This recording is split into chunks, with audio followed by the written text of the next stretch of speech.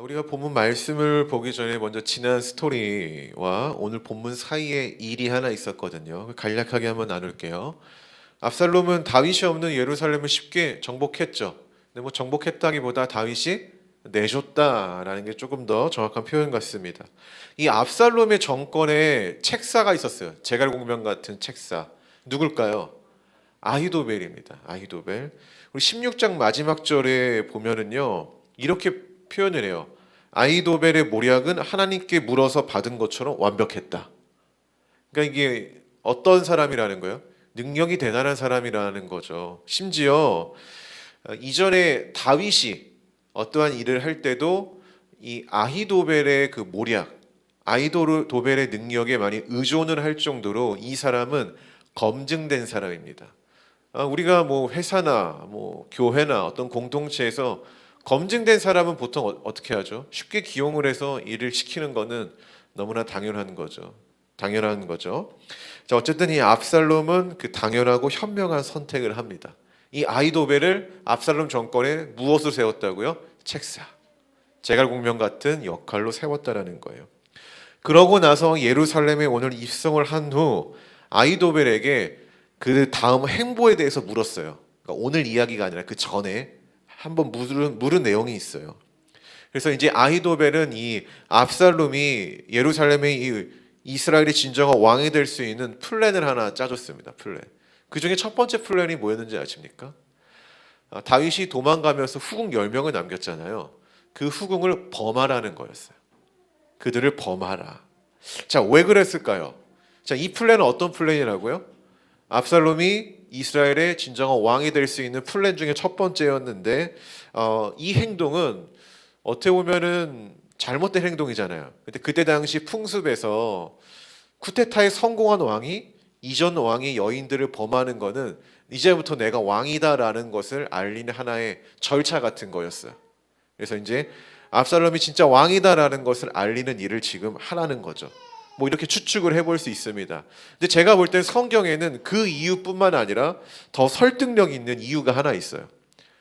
아히도벨이 압살롬 보고 다윗의 후궁을 범하라고 했던 이유. 그게 보면은 21절에 있습니다. 한번 준비했는데 읽어볼까요? 자, 시작. 아히도벨이 압살롬에게 이르되 왕의 아버지가 남겨두어 왕궁을 지키게 한 후궁들과 더불어 동침하소서. 그리하면 왕께서 왕의 아버지가 미워하는 바 됨을 온 이스라엘이 들으리니 왕과 함께 있는 모든 사람의 힘이 더욱 강하여지리이다 하니라. 아멘. 지금 이 의도가 뭐예요? 뭔가 딱 명확히 보이십니까? 아니에요. 이런 거죠. 전쟁에서 가장 중요한 게 뭐냐면은 적과 아군을 확실하게 구분을 하는 거예요. 그러니까 군대에서는 이걸 뭐라고 하죠? 피하 식별이라고 하죠. 그러니까 적이 누군지 아군이 누군지를 명확히 해야 전쟁을 할 수 있는 거예요. 그러니까 뭔가 싸움을 할 수 있는 거예요. 근데 지금 사건은 뭐냐면은 압살롬과 다윗이 싸운 건 아니에요. 싸운 게 아니기 때문에 그 사이에서 누구 편을 들어야 돼라고 갈팡질팡하는 사람들이 있단 말이에요. 그러니까 일부러 이 사이를 틀어지게 함으로 너는 누구 편에 설 것인지를 명확히 하기 위한 아히도벨의 제안이라는 거예요. 굉장히 똑똑하지 않습니까? 누가 적이고, 그러니까 누가 압살롬 편에 설 것이고 누가 다윗 편에 설 것인지를 분명하게 색깔을 정하라는 거예요. 그래야만 함께하는 사람들이 힘을 낼 거다라는 거죠. 이 아히도벨이 압살롬을 이스라엘 왕으로 세우기 위한 첫 번째 플랜은 적과 아군을 분명하게 구분하기 위한 거였다라는 거예요. 자, 그러고 나서 오늘 본문에서 두 번째 조언을 하는 거예요. 두 번째 플랜을 짜는 거예요. 자, 그게 뭡니까? 압살롬 자기가 몇 명의 군사를 대동하여 1만 2천 명의 군사를 데리고 와서 누굴 치겠다는 거예요? 다윗을 치겠다라는 거예요. 다윗이 지금 군사력이 얼마나 될까요? 지난주에 지지난주에 이때가 몇 명을 데려왔죠? 600명을 데려왔죠. 뭐 그 뒤에 또 있으면 아마 1000단위 정도는 될 것 같아요. 이 숫자에 비해는 한참 못 미치는. 그러니까 더 많은 숫자를 데려가서 이 다윗을 치겠다라는 거예요. 근데 이 아히도벨이 굉장히 능력이 있어요. 지금 이 모든 상황을 꿰뚫어 보고 있어요. 그걸 어떻게 할 수 있냐? 2절에 보면은요. 아히도벨은 다윗이 지금 지쳐서 힘이 없을 때라고 판단을 한 거예요. 힘이 없을 때. 우리가 지난주 민혁 전사님이 했던 설교 그 마지막 부분에 이 다윗 지쳐서 쉬었다라는 기록이 있거든요. 그걸 잘 알고 있는 거예요. 지금 아히도벨은 이 도망가는 다윗의 심정이 지금 어떠한가. 그래서 쉴 틈을 주지 않고 압박을 한다면은 어떤 일이 벌어진다는 거예요? 다윗을 따르는 백성들이 도망갈 거다라는 거죠. 그러면 그때 다윗은 철저하게 혼자 또는 소수로 남을 테니까 그때 다윗만 제거하면 된다라는 어떤 그 모략, 두 번째 플랜을 세우는 겁니다. 적과 아군을 구분했으니까 두 번째 플랜 당연히 뭐겠어요? 누가 적인지를 확실하게 찾고 이 압살롬에게 맞서는 자들을 제거하는 것. 이게 이제 오늘 두 번째 플랜이라는 거죠. 제가 볼 때 압살롬이 아니, 이 아히도벨은 굉장히 유능한 사람이에요. 저는 능력이 굉장히 많은 사람이다라고 평가해 볼 수 있을 것 같아요. 사람마다 가진 능력이 다르죠. 사람마다 능력이 달라요. 근데 그 사람마다 가진 능력의 이 경중을 따지기는 어렵지만은 우리가 살다 보면은 어떤 사람, 야, 저 사람 진짜 능력이 있다고 판단을 할까요? 어떤 사람이 가진 어떠한 능력을 우리가 좋다라고 좀 평가할 수 있을까요? 저도 이게 몇몇 분들과 그 함께 사역을 하다 보면은 야, 저 사람 진짜 유능하다라고 이렇게 보여지는 사람들이 있어요. 근데 그런 사람들은 대부분 어떤 사람들이냐? 이런 사람들이었습니다. 시야가 넓어요. 시야가 넓어요. 이게 무슨 의미냐면은 이제 남성들은 축구를 하잖아요. 축구 같은 운동을 하면은 이 시야가 넓은 사람들이 있어요. 근데 시야가 좁은 사람들은 자기 앞밖에 보이지 않아요. 자기 앞에 있는 상대편만 어떻게든 제끼려고 하는데 이 시야가 넓은 사람들은 특히 축구는 어떻게 해요? 반대편이 보이는 거죠. 상대편의 허점이 보이는 거죠. 저는 이렇게 시야가 넓은 사람들이 되게 유능한 사람인 것 같아요. 그러니까 바라보는 시야가 넓으니까 어떤 문제를 직면했을 때 그 문제를 바라보는 시각도 굉장히 다양해지는 거죠. 한쪽이 아니라 좀 다각도로 보게 되고 다각도로 보게 되니까 이 문제를 풀어가는 방식도 한 가지가 아니라 여러 가지가 나오는 거예요. 근데 더 중요한 건 뭐냐면은 그 여러 가지 풀이의 방식을 아이디어를 이야기해서 중요한 게 아니라 수많은 방식 가운데서 이 상황에 딱 맞는 딱 적절한 것을 뽑아서 이야기하는 사람들 있잖아요. 그게 굉장히 유능한 사람이라는 거예요. 그것이. 제가 주중에 킹더랜드라는 JTBC 드라마를 잠깐 봤어요. 혹시 보신 분 계십니까? 보십시오. 겉으로 볼 때는 신데렐라 그 스토리의 로코거든요. 근데 제가 볼 때 이 드라마는 성경적 관점을 반영한 드라마입니다. 거의 100%. 왜 그러냐면은 남자 주인공 이름이 원이에요, 원. 근데 성이 구입니다. 구원. 그러니까 이 구씨 재벌가의 어떤 아들이거든요. 그리고 여자 주인공 이름이 사랑이에요, 천사랑. 이게 소녀시대 유나인가요? 유나가 나오는데 이 둘은 킹더랜드라는 그러니까 왕의 땅이죠. 성경을 따지면 하나님의 나라 킹더랜드라는 호텔에서 함께 일을 하는데 이 구원이라는 이 재벌가의 남자는 이복 누이와 함께 이 킹 그룹의 경영권을 놓고 이제 경쟁을 하는 구도로 막 가는 거예요. 내용이. 그 이야기 속에서 천사랑이라는 이 여자 주인공의 역할이 제가 볼 땐 중요하게 나와요. 이 여자가.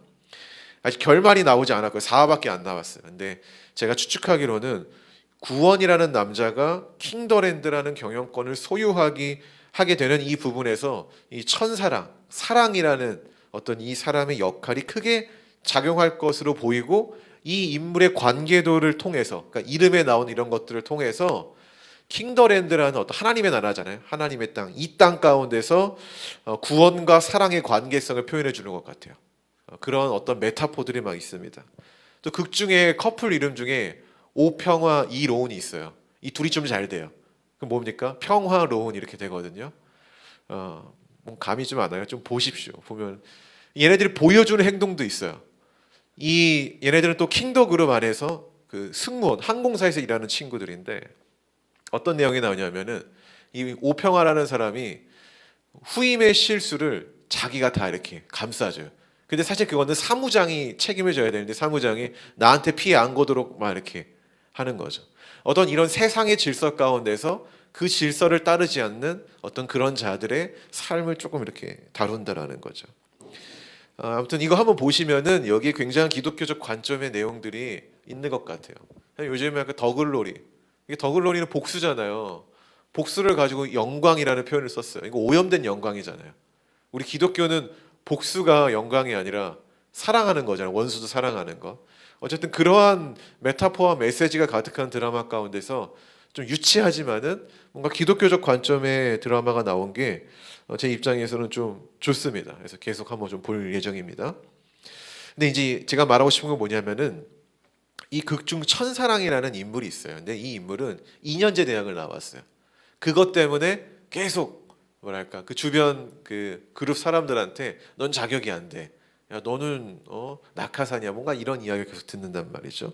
근데 그럼에도 불구하고 이 여인은 출중한 능력을 보여줘. 그래서 그 능력만을 가지고 그 그룹에서 점점 높은 곳으로 올라가는 모습을 보여줍니다. 근데 이 여자가 갖고 있는 능력이 뭐냐면은 호텔리어에서 컴플레인 상황이 굉장히 많잖아요. 그런 다양한 이 상황 속에서 전체를 바라보고 지혜롭게 대처하는 모습들이 나와요. 이게 뭐냐면은 사랑의 특징인 거죠. 그러니까 이 사람이 천사랑이라는 극중 배역으로 나오거든요. 이름이. 근데 그 사람이 보여주는 어떤 태도나 어떤 상황을 문제를 풀어가는 방식이 사랑의 어떤 특징이라는 거죠. 지혜. 굉장히 지혜롭게 어떤 그런 모습들을 보여준다라는 거예요. 그래서 그 모습이 회장의 눈에 굉장히 좋게 여겨서 특진을 하게 되는 장면이 나온다는 겁니다. 한번 시간 나시면 보시고 이 장면에서 제가 느낀 게 뭐냐면은 진짜 우리가 가져야 될 능력이 뭔가, 우리 그리스도인들이 가져야 될 능력이 뭔가, 전체를 바라볼 수 있는 시야, 그 상황 속에서 우리가 지혜를 발휘하는 어떤 그런 능력들이지 않을까 생각을 한번 해봤다라는 거예요. 오늘 아히도벨이 가진 능력이 비록 다윗의 적군이지만은 굉장히 출중한 거예요. 아히도벨. 제가 아까 말했죠. 그는 전체를 세밀하게 볼 줄 아는 사람이다. 잘 보세요. 아히도벨은 다윗과 그의 백성들이 분명 지쳐서 힘이 없을 거라고 판단했어요. 근데 이게 보고 판단한 걸까요? 아니에요. 보고 판단한 게 아니라 그냥 이 사람들의 도주 경로나 이런 것들을 다 예측을 하다 보니까 분명히 지금 시기는 힘든 시기라고 판단을 한 거예요. 굉장히 전체를 바라보고 있는 거죠. 전체를. 지난주 말씀이 16절, 14절에서도 실제로 다윗과 그의 백성들은 매우 지쳐 있다고 이야기를 합니다. 자, 또 이 아히도벨이 가지고 있는 이 능력, 그는 다윗만 정밀 타격해야 된다고 이야기합니다. 다윗만 죽여야 된다. 그렇게 함으로 피해를 최소한으로 줄이고 다윗이 죽으면 다윗과 함께 피난길에 오는 자들은 분명히 뿔뿔이 흩어질 테니까 압살롬에게 어떻게 하라고 해요? 그들을 안아야 된다라고 이야기하는 거죠. 그들을. 그러니까 이 아히도벨이 갖고 있는 시야는 뭐냐면 오늘만 바라보는 시야가 아니라 내일도 바라보는 시야라는 거예요. 만약에 그들을 죽인다고 생각해 보세요. 그럼 또 다른 후환이 생기는 거잖아요. 그러니까 다윗만 죽이고 다른 백성들은 다 끌어안아야 된다라는 어떤 계획을 세웠다라는 거예요. 아니, 아히도벨의 능력이 이게 출중한 거면 여러분 그런 시각을 좀 가져야 돼요. 내가 꼭 봐야만 믿는 게 아니라 보지 않고도 충분히 이 전체 상황을 예측하고 바라볼 수 있는 이 능력, 어떤 이런 사고가 있어야 된다라는 거예요. 자, 이 계획을 많은 사람들이 들었죠. 그리고 어떻게 반응을 합니까? 옳게 여겼다라고 얘기해요. 옳게 여겼다. 이게 무슨 말이에요? 설득이 됐다라는 거예요. 아, 그 말이 맞다. 그 말이 맞다. 이렇게 됐다라는 거죠. 그런데 중요한 거는 오늘의 내용이 옳게 여겼지만 그렇게 안 나갔다라는 거예요. 이 완벽해 보이는 전략을 압살롬이 수용하지 않았다라는 거죠. 우리 그 내용 봅시다. 5절에서 10절이거든요. 압살롬이 이르되 아색 사람 후세도 부르라. 우리가 이제 그의 말도 듣자 하니라. 후세가 압살롬에게 이르매 압살롬이 그에게 말하여 이르되 아히도벨이 이러이러하게 말하니 우리가 그 말대로 행하랴. 그렇지 아니하거든 너는 말하라 하니. 후세가 압살롬에게 이르되 이번에는 아히도벨을 베푼 계략이 좋지 아니하나이다 하고. 또 후세가 말하되 왕도 아시거니와 왕의 아버지와 그의 추종자들을 용사라. 그들은 들에 있는 곰이 새끼를 빼앗긴 것 같이 격분하였고 왕의 부치는 전쟁에 익숙한 사람인즉 백성과 함께 자지 아니하고. 지금 그가 어느 굴에나 어느 곳에 숨어 있으리니 혹 무리 중에 몇이 먼저 엎드러지면 그 소문을 듣는 자가 말하기를 압살롬을 따르는 자 가운데서 패함을 당하였다 할지라. 비록 그가 사자 같은 마음을 가진 용사의 아들일지라도 낙심하리니 이는 이스라엘 무리가 왕의 아버지는 영웅이요 그의 추종자들도 용사인 줄 알미니이다. 아멘. 자, 여기서 특이한 점은 압살롬은 아이도벨의 모략을 옳게 여겼다고 했어요. 그렇죠? 그리고 주변의 사람들을 다 똑같이 여겼는데 그럼에도 불구하고 후세에게 한 번 더 확인을 하는 절차를 가졌다라는 거예요. 왜 그랬을까요? 여러분이 압살롬이라고 생각해 보세요. 분명 아이도벨의 계략이 완벽했잖아요. 그렇죠? 전체를 바라보는 시야를 갖고 완벽했는데 왜 한 번 더 후세에게 물었을까요? 네? 민수가 뭐라고 하는데 마이크를 줘야 되는 마이크 앞에 있네. 왜 한 번 더 물었을까요? 왜? 확신이 없어서. 저는 굉장히 비슷하다고 봐요. 저는 이렇게 평가를 해요. 이 압살롬의 성향은요, 돌다리도 두드려보고 가는 성향이라는 거예요. 무슨 말인지 알겠죠? 자, 이걸 어떻게 좀 생각해 볼 수 있냐면은 이전에 암놈이 다말을 범죄했을 때 솔직히 진짜 화나는 일이잖아요. 여러분은 어떻게 했을까요? 당장 쳐들어갔을 거예요. 그렇죠? 근데 이 압살롬은 어떻게 합니까? 때를 기다려요.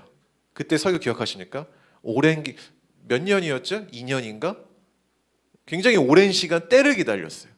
그리고 자기가 완벽하게 이 암논을 죽여도 자기에게 해가 없을 만한 계획을 수립을 하고 그것을 실행할 수 있을 그때에 이 압살롬은 암논에게 복수를 했죠.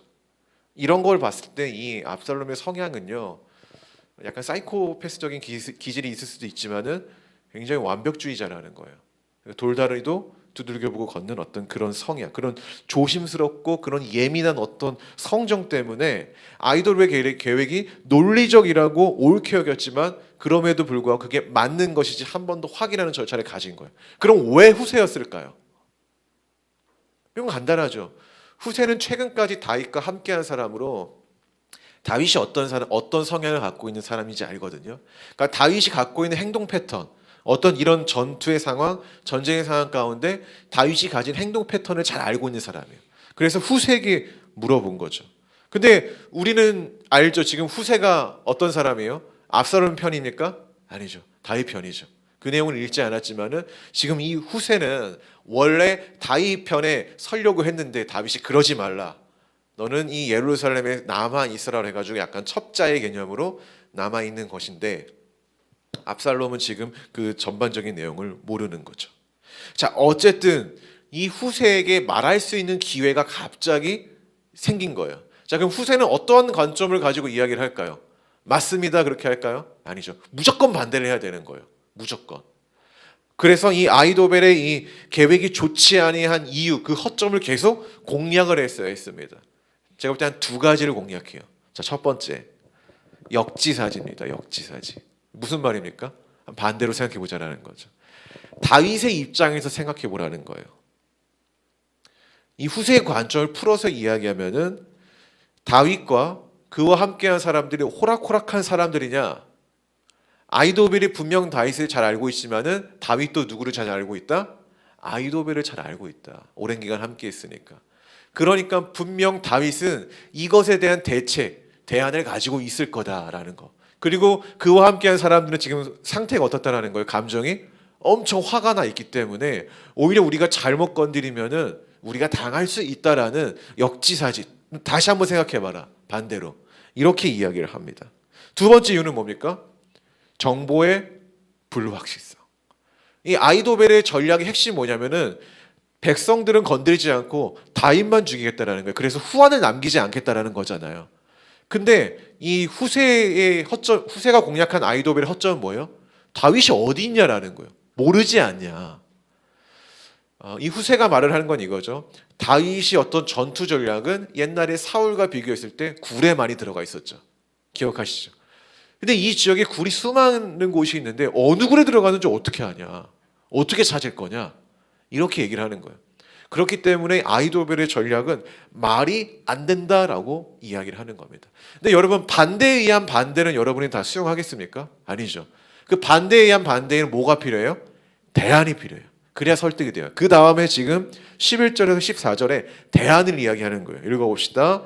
나는 이렇게 계략을 세웠나이다. 온 이스라엘을 단부터 브엘세바까지 바닷가의 많은 모래같이 당신께로 모으고 친히 전장에 나가시고 우리가 그 만날 만한 곳에서 그를 기습하기를 이슬이 땅에 내림같이 우리가 그의 위를 덮어 그와 함께 있는 모든 사람을 하나도 남겨두지 아니할 것이요. 또 만일 그가 어느 성에 들었으면 온 이스라엘이 밧줄을 가져다가 그 성을 강으로 끌어들여서 그곳에 작은 돌 하나도 보이지 아니하게 할 것이니이다 하매 압살롬과 온 이스라엘 사람들이 이르되 아멕 사람 후세의 계략은 아히도벨의 계략보다 낫다 하니 이는 여호와께서 압살롬에게 화를 내리려 하사 아히도벨의 좋은 계략을 물리치라고 명령하셨음이더라. 아멘. 자, 이 후세의 대안은 뭐예요? 1만 2천 명은 적다. 그러니까 다윗이 어디 있는지 모르니까 수많은 병력을 더 모집해서 다윗이 도망갈 구멍을 만들지 말자라는 거예요. 그러니까 시간을 버는 거죠. 12지파한테 군대 어떤 지원을 받으려면 굉장한 시간이 걸리니까 시간을 벌면서 또 이렇게 대안을 이야기한 겁니다. 자, 결론적으로는 뭐예요, 여러분? 누구의 모략을 압살롬이 선택을 합니까? 후세. 왜 그랬을까요? 왜 그랬을까요? 아히도벨은 오늘 밤 가야 된다. 후세는 아니다. 우리가 더 완벽하게 준비한 다음에 나아가자. 자, 왜 후세의 계략을 선택했을까요? 압살롬은 두려워서. 우리 민수. 네. 완벽한 성향. 그래서 틀렸어요. 제가 고민을 했을 때는 아히도벨의 모략과 후세의 모략에는 아주 중대한 차이가 있어요. 중대한 차이. 그게 뭔지 아십니까? 주인공이 누구냐라는 거예요. 아히도벨의 계략에서 이 전투에 승리를 하게 되면 주인공이 누가 됩니까? 아히도벨이 왜 자기가 가겠다고 했거든요. 그리고 자기가 계획을 짰어요. 근데 이 후세가 강조한 건 뭐예요? 왕이시여 당신이 이 수많은 병력을 이끌고 가야 합니다라는 거예요. 가야 합니다. 우리가 인간의 마음을 한번 생각해 봐야 된다는 거예요. 지금 이 후세의 전략의 핵심은 뭐냐면은 반대에 의한 반대가 아니라 압살롬의 욕망을 건드는 거였어요. 이전에 사무엘서 이런 동일한 내용이 나와요. 그게 바로 사울과 다윗이에요. 그렇죠? 전투에 나가서 물론 사울의 명으로 나갔지만 그 모든 박수를 누가 받습니까? 다윗이 받아요. 사울은 천천히요. 다윗은 만만히로다. 이게 만약에 아히도벨의 계획이 성공을 하면은요, 박수는 누가 받습니까? 아히도벨을 받을 수밖에 없어요. 그가 계획했고 거기다가 전쟁까지 잘해요. 근데 이제 후세의 계획은 뭐냐면은 주인공이 이기게 되면 주인공이 압살롬이 되는 거예요. 압살롬이 박수를 받게 되는 그러한 그림을 그린 거예요. 그러한 대안을 한 거고. 압살롬은 그 욕망에 부추김이 이끌려서 이걸 이성적으로 선택한 게 아니라 둘 다 좋은 거라면은 내가 더 드러나는 게 좋겠다라는 판단한 거죠. 완벽한 사람들의 특징이 또 이제 딱 드러내고 싶은 거 있지 않습니까? 어쨌든 욕망 때문이라는 거예요. 욕망. 우리가 이 단락에서 욕망에 대해서 생각해 볼 필요가 있습니다. 욕망에 대한 이야기는 창세기부터 꾸준하게 나와요. 그렇죠? 어떤 인간의 실존에 대한 이야기인데 특히 이제 바벨탑 사건을 생각해 보십시오. 이 사람의 탐욕이 넘쳐나는 일들은 언젠가는 누구에 의해 무너진다고 얘기하는 거예요? 하나님에 의해 무너진다고 이야기하는 게 바벨탑 사건이에요. 물론 탐욕이 인간의 발전을 야기시켰어요. 우리 저번에 수요 예배 때 누가 그 유현준 교수님의 유튜브를 많이 본다 이야기를 했던 것 같은데, 거기 보면은 그 교수님이 쓴 그 책에 보면은 이런 게 있어요. 인간이 높은 건물을 세우는 것은 과시욕과 비례한다. 그래서 욕망으로 비롯된 인간의 과시욕이 바벨탑과 같은 높은 건축물들을 지을 수 있는 발전을 도모한 거다라고 이야기를 해요. 그러니까 도시는 높은 건물은 결국에는 인간의 그 탐욕에 기반한 거고 그것을 과시하고 싶은 마음이 투영된 거다라는 거죠. 그래서 그분의 그 유튜브를 보면은 뭐 롯데타워, 만리장성 이런 걸 통해서 누구의 더 욕망이 큰가, 뭐 누구의 더 힘이 큰가, 누가 더 과시하는가를 막 평가한 것들이 있거든요. 그러나 이 바벨탑 사건의 핵심은 뭐예요? 탐욕으로 시작된 일은 무엇에 의해 무너진다? 탐욕에 의해 무너진다. 압살롬 생각해 보십시오. 돌다리도 두들며 걷는 이 철들철미한 성격이요. 그런 예민함이 오늘의 쿠데타를 일으키는 성공적인 요소였어요. 그렇죠? 오래전부터 치밀하게. 저번에 이 얘기했죠. 압살롬이 그 왕의 길가에 서서 다른 사람들의 송사를 들어주는 일 몇 년 동안 했다고요? 4년인가요? 할 수 있어요. 똑같은 4년의 루틴을 반복할 수 있습니까? 이거 웬만한 성격 아니면 불가능해요. 한 번쯤은 그만하고 싶단 말이죠. 근데 그런 성격이에요. 그 성격이 오늘의 쿠데타를 일으키는 중요한 요소였어요. 그러나 그가 한 번도 확인하려고 하지 않았더라면, 그렇죠? 그가 한 번도 확인하려고 하지 않았더라면, 그가 후세가 압살롬의 그 욕망을 자극하는 말을 듣지 않았더라면은 오늘 이런 패망의 길을 걷지 않았을 거라는 거죠. 압살롬이 지금 탐욕과 자기의 성향 때문에 성공 가도를 걷는 것 같지만은 나중에는 그것 때문에 어떻게 됐다? 무너지고 있다라는 거죠. 제가 요즘 버릴수록 우리를 자유롭게 하는 것들이라는 이 책을 한 챕터씩 읽고 있는데 그중 2부 쪽에 2부 두 번째 챕터에 이런 내용이 있어요. 채워지지 않는 욕심 그릇이라는 그 챕터의 끝을 모르는 탐욕이라는 글이 있습니다. 거기에 보면은 평소에 제가 자주 이야기했던 이야기를 이 목사님이 하십니다. 어떤 이야기냐면은 우리는 내가 할 수 있는 그 일이 별로 없다고 느낄 때는 하나님의 음총 앞에 엎드리지만 이 어려움이라는 것이 소멸되는 순간 잠시 모습을 감췄던 이 욕망이 우리를 다시 한번 지배한다. 그렇지 않습니까? 그렇지 않습니까?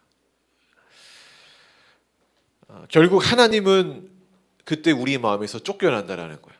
하나님은.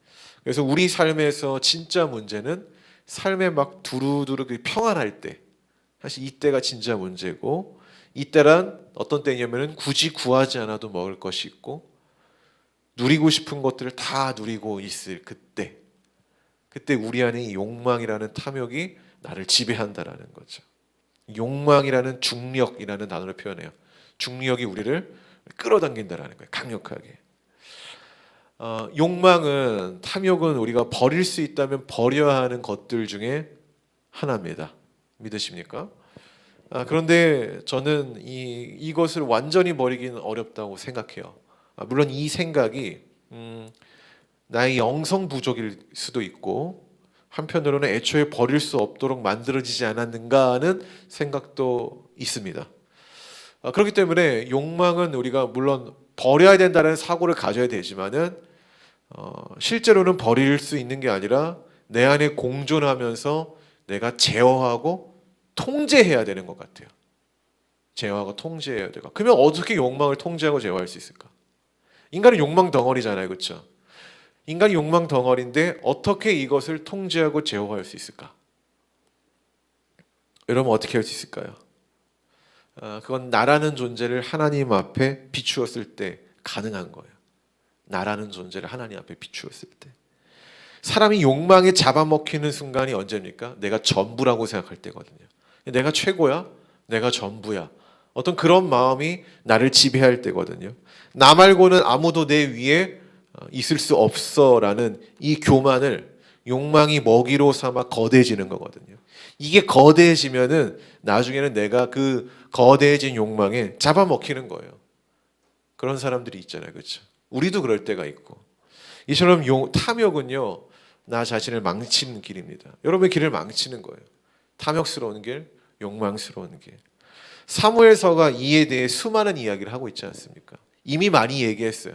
사울의 이야기를 통해서 다윗이 범죄한 이야기도 암논의 이야기도 결국 탐욕, 욕망 그것을 소유하고자 했던 그릇된 마음 때문에 일어난 거예요. 오늘 압살롬의 패망의 선택도 결국 뭐죠? 욕망. 그가 이 이스라엘 모든 정권에 가장 드러나고 싶었던 그 마음, 그 내면, 후세가 그 내면을 부추겼고 압살롬이 그것을 선택한 거죠. 결국엔 그 탐욕 때문에 망한 거예요.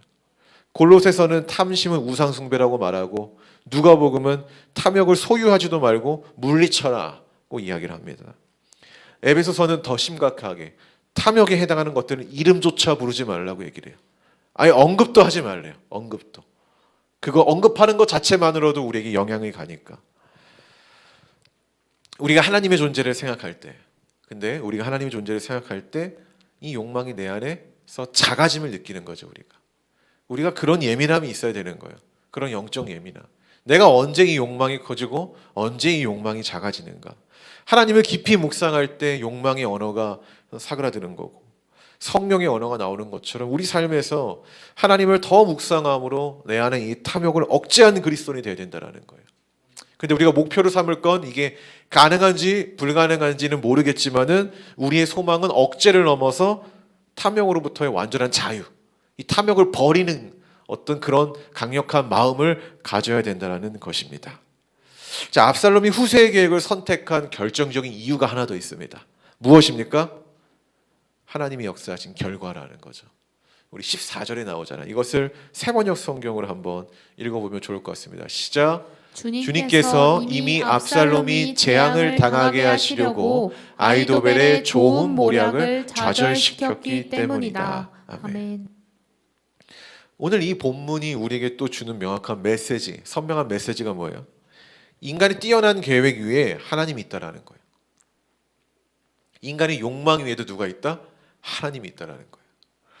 우리가 좋아하는 말씀 중에 이 말씀이 있죠. 사람이 마음으로 자기의 길을 계획할지라도 그의 걸음을 인도하시는 분은 여호와시니라. 이 잠언서의 말씀이 있지 않습니까?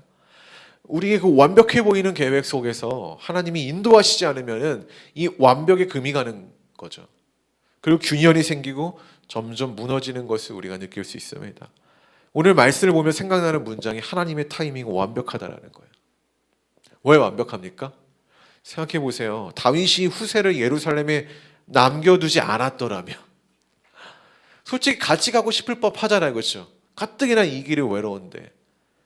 근데 그렇지 않았더라면 그 기회를 만드는 중요한 씨앗이 이것 때문에 생긴 것이고, 마침 그 완벽한 타이밍에 아히도벨의 이 완벽한 계획에 제동을 걸 수 있는 기회가 누구한테 주어진 거예요? 다윗이 남긴 씨앗인 후세한테 주어진 거예요.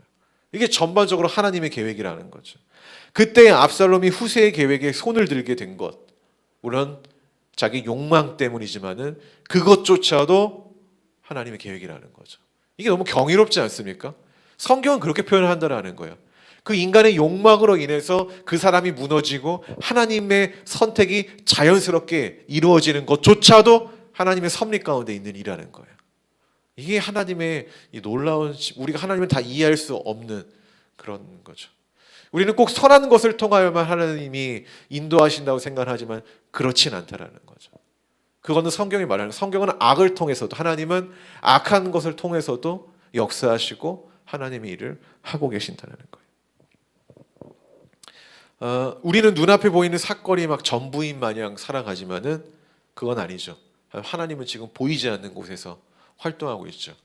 보이지 않는 인간의 마음 가운데서, 사람과 사람과의 대화 가운데서, 보이지 않잖아요. 지금 거기서 지금 하나님은 활동하고 계신 거예요. 우리가 그 하나님을 신뢰할 줄 알아야 된다는 거예요. 신뢰할 줄 알아야 된다. 다윗은 모를걸요? 지금 다윗은 지금 이런 상황이 하나님이 이렇게 지금 인도하고 있는지 알겠습니까?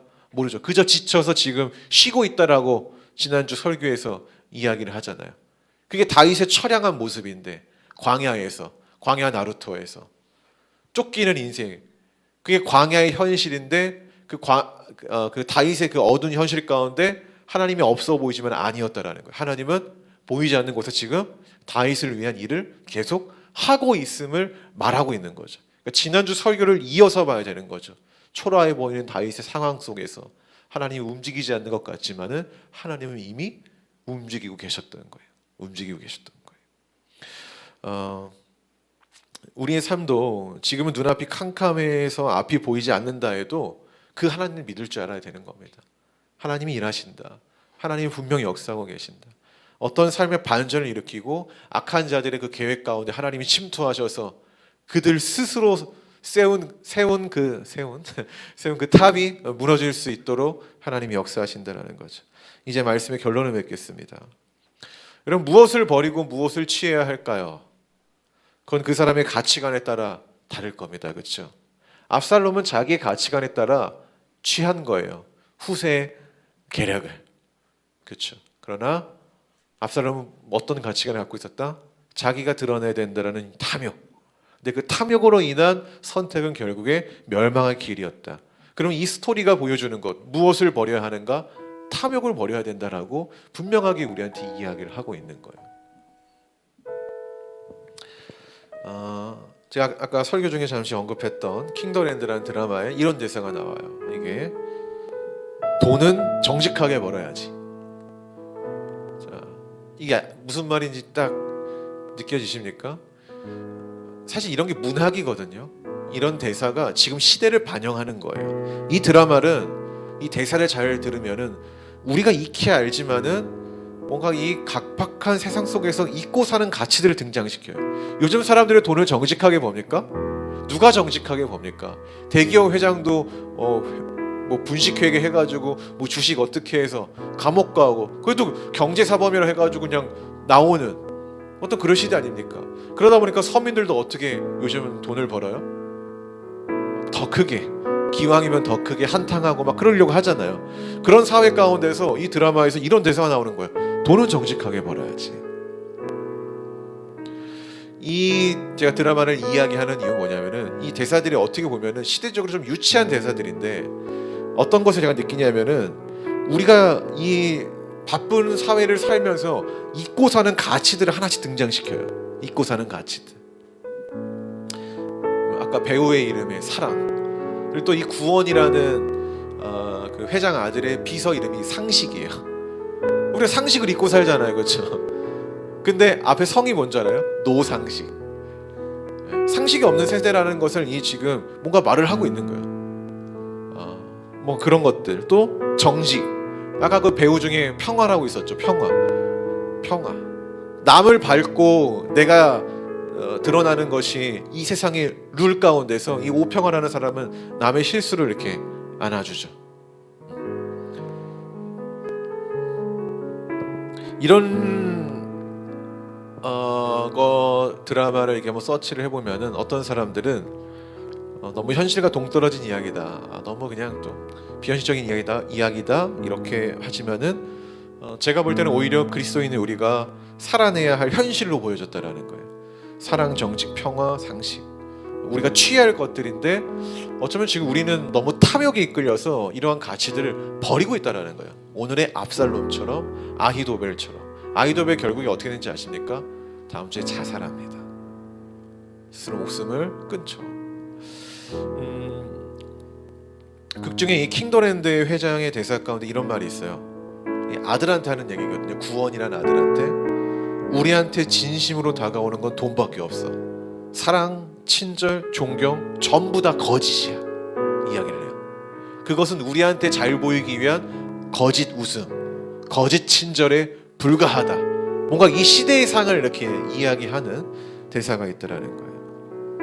다시 말하지만 이 드라마는 우리가 버려야 할 가치가 뭐고 취해야 할 가치가 무엇인지 분명하게 말하고 있다는 거예요. 그 속에서 각자의 가치관에 따라 무엇을 버리고 무엇을 취하는지의 다름도 이야기를 합니다.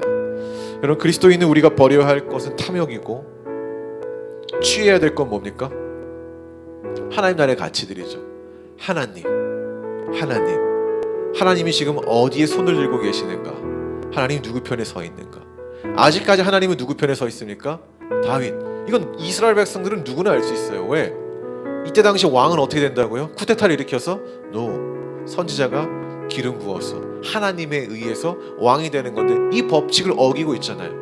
그렇다는 건 뭐예요? 지금 하나님의 손이 누구한테 있다라는 거예요? 다윗한테 있다라는 것을 이들이 다 알아야 되는데 다윗이 왕궁에 없고 이 왕궁의 왕자의 자리에 압살롬이라는 인물이 있으니까 그런 하나님의 말씀과 하나님의 법칙에 대해서 다 무시하고 눈에 보이는 그 현상을 따라가는 거예요. 그래서 압살롬의 편에 서 있는 거죠. 우리가 그런 것들은 버려야 된다는 거죠. 우리가 그러지 않는다면 하나님이 무너뜨릴 거라는 것을 오늘 말씀이 하고 있는 겁니다. 반면에 우리는 하나님 나라의 가치로 인생을 계획을 해야 될 거라는 것입니다. 우리가 그런 가치를 품고 삶의 계획을 세워나간다면 좌절이 아닌 승리가 그때 주어지는 거고 그 계획 속에 하나님이 함께하는 거예요. 그 계획 속에. 성도 여러분, 버려야 할 것과 취해야 할 것을 분명히 아시기 바랍니다. 우리가 하나님 나라의 가치를 품을 때 명확한 분별력, 선명하게 구분이 되는 거예요. 무엇을 버리고 무엇을 취할 것인가. 그래서 늘 주님 나라를 위해 살아가는 교회와 성도가 되기를 주의 이름으로 축원합니다. 기도합시다.